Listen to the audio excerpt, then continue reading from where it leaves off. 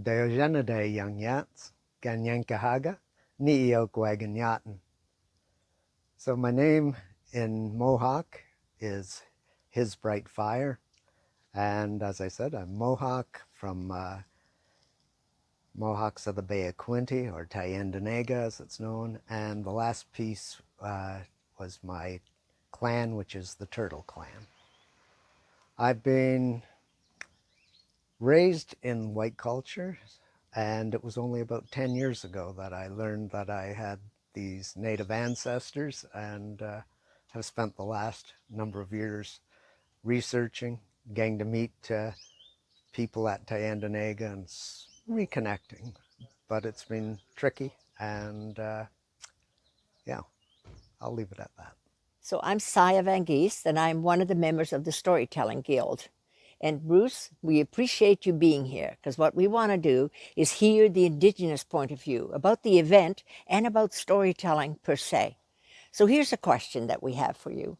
We are marking Canada Day, but it makes us think that we didn't use the word celebrate.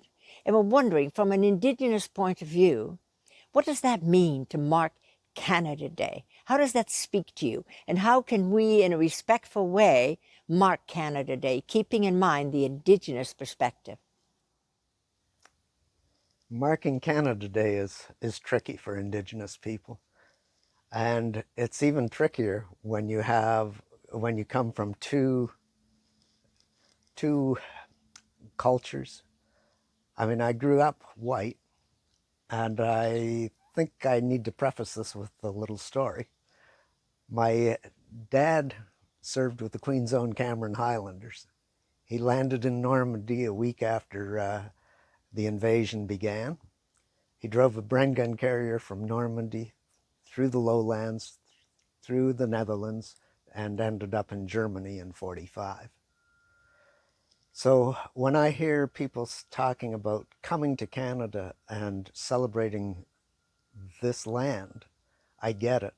I know, my dad was part of that liberation, and hearing from particularly the people of the Netherlands about the opportunities they saw in Canada.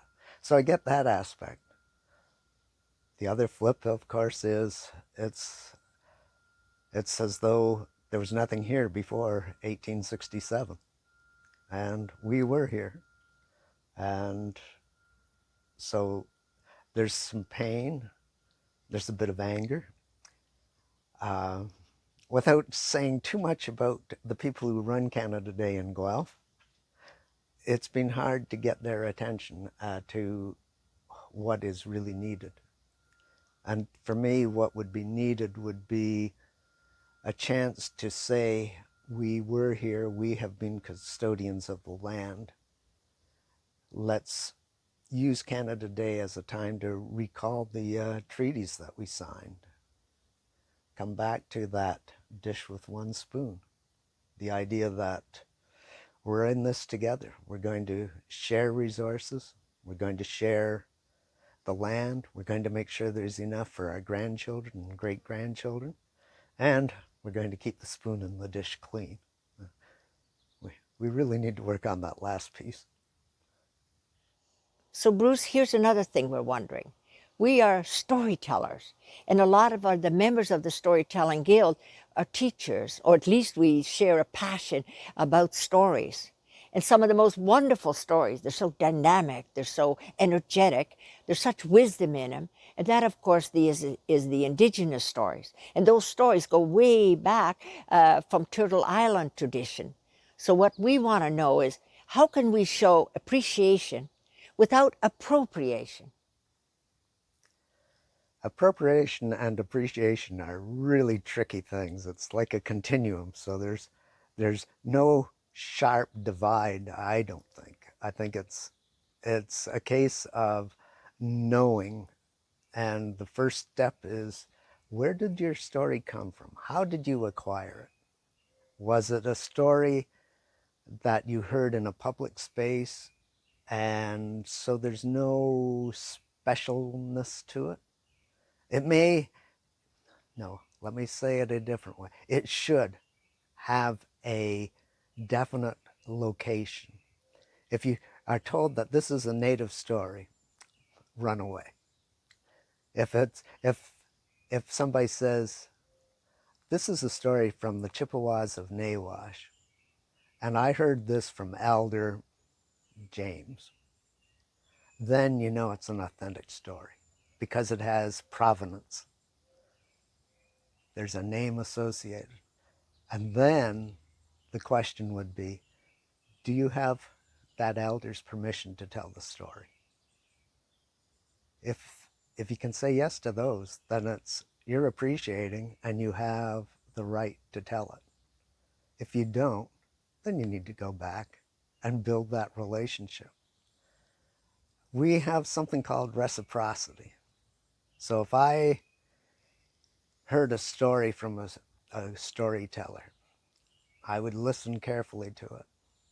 I'd think about it. And if I really thought it was a story that I could tell, I would go to the storyteller. And the first questions I would ask would be, is this a story that belongs only to a certain clan or a certain group? Is it a story that has to be told at certain times, certain ceremonies? And if the answer is no, it's a family story or it's a group story, then I would offer tobacco and say, may I have permission to tell it, not for profit, but in my circles, that I may share the wisdom that's in that story. Then there's that reciprocity. The person knows how I'm going to use the story. It would not be a blanket permission. Yeah, sure, go ahead and get on CBC and do storytelling for half an hour. No, you'd have it for a certain length of time. I've done that with the songs, which are stories set to music. And I belong to a group of firekeepers. We didn't have any songs about fire. So we went and asked a songkeeper, do you know any stories about any songs that we can sing about our fire or with our fire? And she said, no, I don't know those, but I know that you sit with the seven grandfathers, and I know a seven grandfathers song. I will teach it to you. And you may use it with your group, and you may use it whenever your group is gathered. So we now have that song.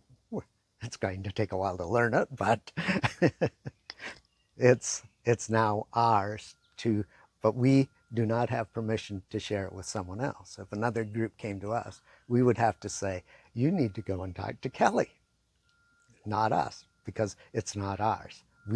We are just borrowing this song.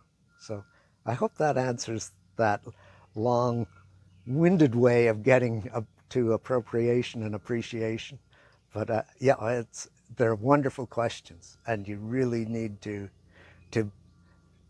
think about who it is you're talking to. Like, I know that there are stories that that in my tradition, the Mohawk tradition, can only be told at the winter solstice. So, you know, you're not going to trot them out in the summertime. But some of the creation stories are valid all year round, and some of them that don't delve into ceremony are shareable. Some, if they have elements of ceremony, yeah, you want to keep them in the family, so to speak.